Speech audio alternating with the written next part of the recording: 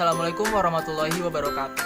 Bersama saya Anwar Ramadhani, di sini saya akan menjelaskan materi auditing mengenai bukti audit.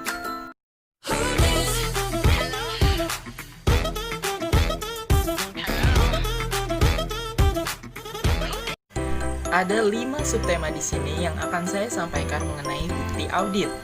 Yang pertama ialah sifat bukti, lalu keputusan bukti, persuasivitas bukti, jenis-jenis bukti, serta dokumentasi bukti. Langsung saja kita mulai pada subtema yang pertama, yakni sifat bukti.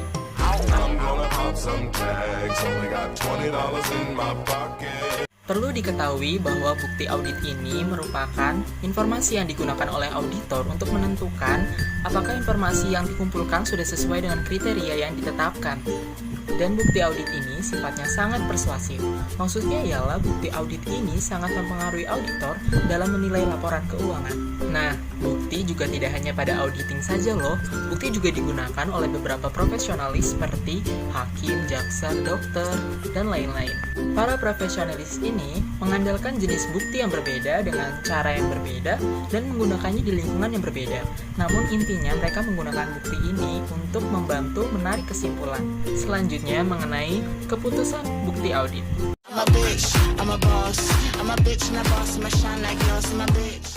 Ada 4 keputusan untuk menentukan berapa banyak dan apa saja bukti yang harus dikumpulkan.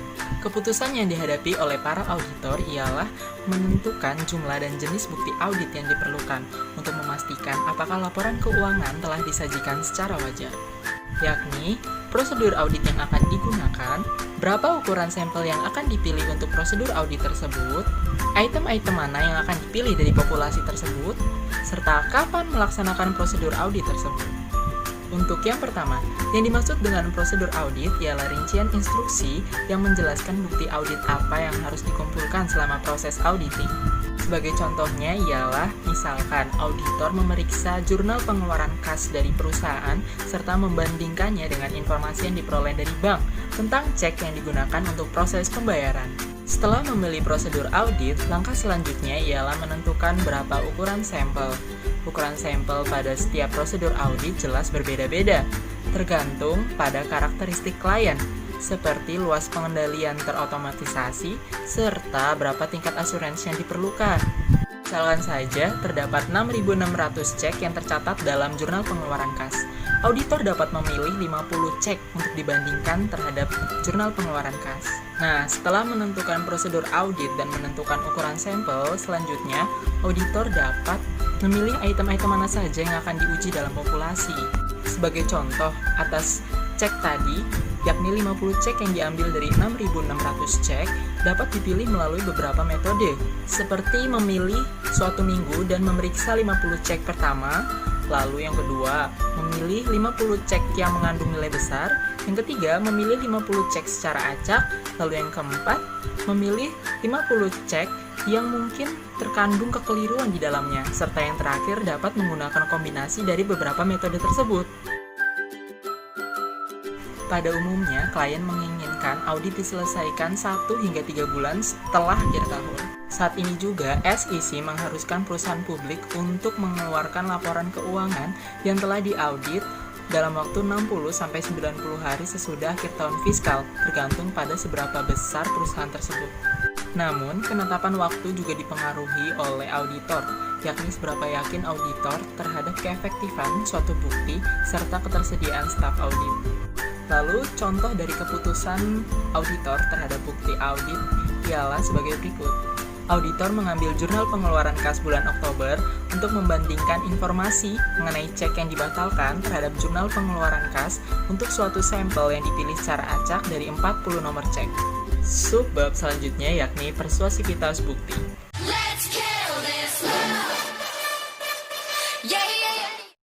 Yang dimaksud dengan persuasivitas bukti ialah tingkat di mana auditor merasa yakin bahwa bukti yang telah dikumpulkan mencukupi dan tepat. Oleh karena itu, terdapat 2 penentu persuasivitas bukti, yakni ketepatan dan kecukupan. Ketepatan bukti atau appropriateness of evidence merupakan ukuran mutu bukti, yang berarti relevansi dan reliabilitasnya memenuhi tujuan audit untuk kelas transaksi, saldo akun, dan pengungkapan yang berkaitan. Jika suatu bukti telah dianggap tepat, maka akan sangat membantu auditor dalam meyakinkan bahwa laporan keuangan telah disajikan secara wajar. Nah, ketepatan bukti ini tidak dapat diperbaiki dengan mengubah ukuran sampel ataupun memilih item-item dari populasi yang berbeda. Namun, dapat diperbaiki dengan memilih prosedur audit yang lebih relevan ataupun mengumpulkan bukti yang lebih andal. Lalu, yang dimaksud dengan relevansi bukti ialah bukti audit harus berkaitan atau relevan dengan tujuan audit yang akan diuji oleh auditor sebelum bukti tersebut dianggap tepat. Perlu diketahui bahwa relevansi hanya dapat dilakukan oleh tujuan audit khusus, karena bisa saja bukti audit itu relevan untuk satu tujuan audit, namun tidak relevan untuk tujuan audit lainnya. Misalkan saja dalam contoh keterjadian dalam transaksi pengiriman barang. Auditor menelusuri salinan faktur penjualan ke dokumen pengiriman barang yang terkait. Lalu, apa itu reliabilitas bukti? Reliabilitas bukti mengacu pada tingkat di mana bukti tersebut dapat dipercaya atau layak dipercaya. Nah, berikut ini ada 6 karakteristik bukti yang dapat diandalkan. Yang pertama, independensi penyedia bukti. Bukti yang diperoleh dari luar entitas biasanya dapat lebih diandalkan ketimbang bukti yang diperoleh dari dalam entitas, seperti komunikasi pada pihak bank, pengacara, dan pelanggan pada umumnya. Yang kedua, efektivitas pengendalian internal klien. Jika pengendalian internal klien efektif, biasanya bukti yang diperoleh dapat lebih diandalkan ketimbang pengendalian internal yang kurang efektif. Lalu yang ketiga, ada pengetahuan langsung auditor. Bukti yang diperoleh auditor melalui pemeriksaan fisik, inspeksi, dan observasi biasanya lebih dapat diandalkan ketimbang informasi yang diperoleh secara tidak langsung. Yang keempat, kualifikasi individu penyedia informasi. Perlu diketahui bahwa bukti audit tidak dapat diandalkan jika informasi tersebut diperoleh dari individu yang tidak memenuhi kualifikasi. Misalkan saja informasi dari pengacara ataupun dari pihak bank lebih dapat diandalkan ketimbang dari orang-orang yang tidak paham mengenai dunia bisnis. Yang kelima adalah tingkat objektivitas. Bukti yang objektif biasanya lebih dapat diandalkan ketimbang bukti yang subjektif. Contoh bukti yang objektif ialah konfirmasi dari pihak bank serta pemeriksaan fisik terhadap kas dan persediaan barang dagang. Sedangkan contoh bukti yang subjektif ialah misalkan surat yang ditulis oleh pengacara klien yang mungkin saja terdapat gugatan hukum di kemudian hari. Yang keenam ialah ketepatan waktu. Ketepatan waktu berkaitan dengan kapan bukti tersebut dikumpulkan. Biasanya bukti yang dapat diandalkan itu dikumpulkan sedekat mungkin dengan tanggal neraca. Nah, itu dia mengenai ketepatan. Lalu bagaimana dengan kecukupan? Sampel yang terdiri dari item-item populasi dengan nilai nominal besar, item-item yang memiliki kemungkinan salah saji, dan item-item yang mewakili populasi umumnya dianggap sudah memenuhi kecukupan. Nah, biasanya auditor akan menganggap bahwa bukti tersebut belum mencukupi jika hanya terdiri dari salah satu kriteria itu saja. Sebab yang keempat, yakni jenis-jenis bukti audit.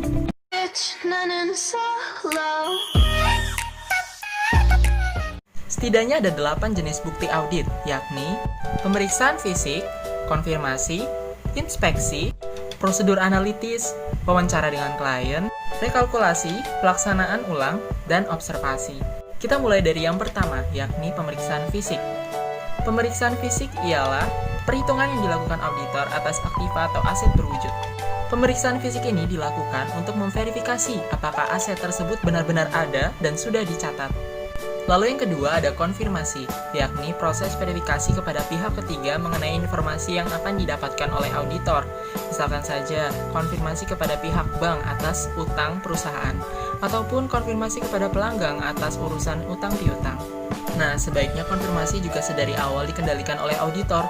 Maksudnya ialah jika konfirmasi tersebut dikendalikan oleh klien, maka bukti tersebut telah kehilangan independensinya. Lalu yang ketiga ada inspeksi. Inspeksi ialah pemeriksaan oleh auditor atas dokumen dan catatan klien untuk mendukung informasi yang tersaji. Dokumen itu sendiri ada 2 jenis, yakni dokumen internal dan dokumen eksternal. Dokumen internal itu disediakan oleh pihak klien atau pihak perusahaan secara internal yang belum dipublikasikan kepada siapapun. Sedangkan dokumen eksternal ialah dokumen yang diperoleh dari pihak di luar perusahaan atau klien. Nah, dokumen eksternal inilah yang dianggap bukti paling dapat diandalkan daripada dokumen internal. Lalu yang keempat ada prosedur analitis. Prosedur analisis terdiri dari evaluasi informasi keuangan melalui analisis atas hubungan yang masuk akal antara data keuangan dan non-keuangan. Prosedur analitis ini dapat dilakukan dengan 4 hal. yakni memahami bisnis dan industri klien, menilai entitas untuk terus going concern, menunjukkan adanya salah saji dalam laporan keuangan, serta mengurangi pengujian audit yang terinci. Lalu jenis bukti audit yang kelima, yakni wawancara atau tanya jawab kepada klien. Di samping memperoleh bukti melalui tanya jawab atau wawancara, biasanya auditor juga perlu informasi tambahan untuk mendukung wawancara tersebut. Lalu yang keenam ada rekalkulasi. Rekalkulasi meliputi pengecekan ulang atas kalkulasi yang dilakukan oleh klien. Lalu yang ketujuh ada pengecekan ulang, yakni pengujian independen yang dilakukan oleh auditor atas prosedur atau pengendalian akuntansi klien yang semula dilakukan oleh klien. Yang terakhir ialah jenis bukti observasi, yakni mengamati proses atau prosedur yang dilaksanakan oleh pihak lain. Nah, lalu bagaimana dengan biaya atas jenis-jenis bukti tersebut? Dua jenis bukti audit yang paling mahal ialah pemeriksaan fisik dan konfirmasi. Pemeriksaan fisik memerlukan biaya yang sangat mahal karena pada umumnya memerlukan kehadiran auditor ketika klien sedang melakukan pemeriksaan terhadap asetnya. Konfirmasi juga memerlukan biaya yang sangat besar, karena auditor harus mengikuti prosedur dengan seksama dalam penyiapan, pengiriman, dan penerimaan konfirmasi, serta dalam menindaklanjuti konfirmasi yang tidak menerima respon atau pengecualian. Sedangkan inspeksi, pelaksanaan ulang, dan prosedur analitis tidak begitu mahal. Adapun 3 jenis bukti audit yang paling murah adalah observasi, tanya jawab dengan klien, dan rekalkulasi. Nah, sekarang kita berada pada subbab yang kelima atau subbab yang terakhir, yakni dokumentasi audit.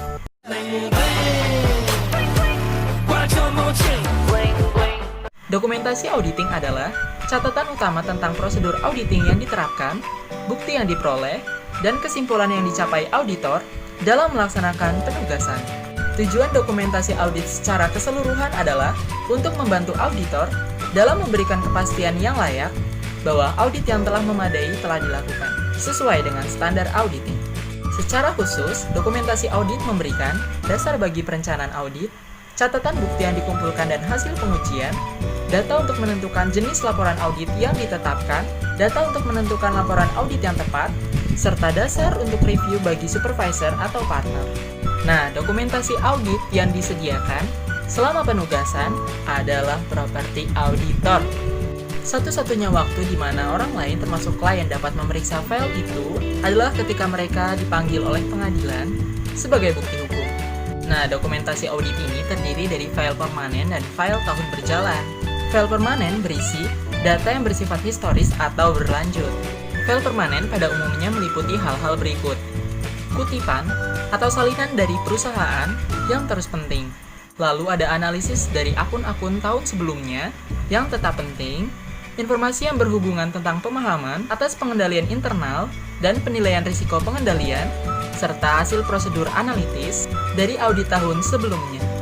Sedangkan file tahun berjalan mencakup semua dokumentasi audit yang dapat diterapkan pada tahun yang diaudit.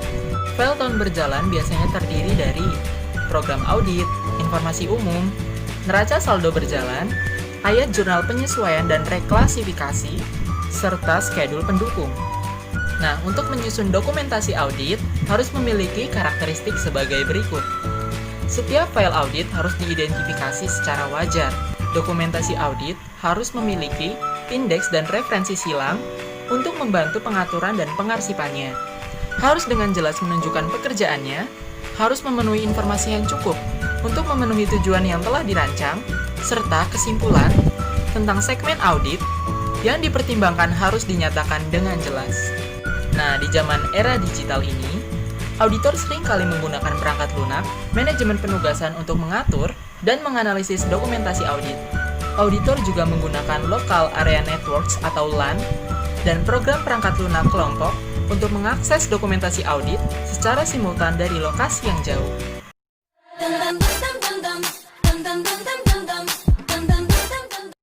Nah, sebagai contoh kasus pada bab bukti audit ini, melansir dari The Wall Street Journal tentang CEO yang mengaku telah melakukan pemalsuan dokumen untuk menutupi kecurangan selama 20 tahun. CEO Peregrine Financial Group, yakni Russell Wasenbrough, mengaku telah menggunakan program perangkat lunak untuk melakukan pemalsuan yang sangat meyakinkan terhadap laporan bank dan korespondensi resmi dari bank. Dia mengaku telah mengambil kurang dari setengah dari 215 juta dolar yang diklaim hilang oleh para investigator, dan mereka terus melacak dana itu. Kecurangan ini terungkap ketika National Future Association atau NFA mengirim tim audit untuk mereview pembukuan Peregrine dan menekan Peregrine agar berpartisipasi dalam sistem online baru guna memverifikasi akun yang kemungkinan besar akan menghambat Wessendorf untuk terus melakukan kecurangan. NFA menerima fax yang konon dikirim oleh bank yang menunjukkan rekening senilai lebih dari 200 juta dolar, sementara hasil investigasi mengungkapkan bahwa fax itu dikirim oleh Wessendorf. Biasanya, auditor yang mengonfirmasi saldo bank secara langsung ke bank. Namun Wessendorf memberikan alamat kotak pos yang ia kendalikan untuk pengiriman konfirmasi seperti itu kepada auditor. Dari kasus ini dapat disimpulkan bahwa Wessendorf telah mengendalikan bukti dengan memanipulasi konfirmasi bank. Oleh karena itu, penting sekali bagi auditor untuk terus mengendalikan bukti agar terjaga independensinya dan bukti tersebut dapat diandalkan. Nah teman-teman, demikianlah materi auditing mengenai bukti audit.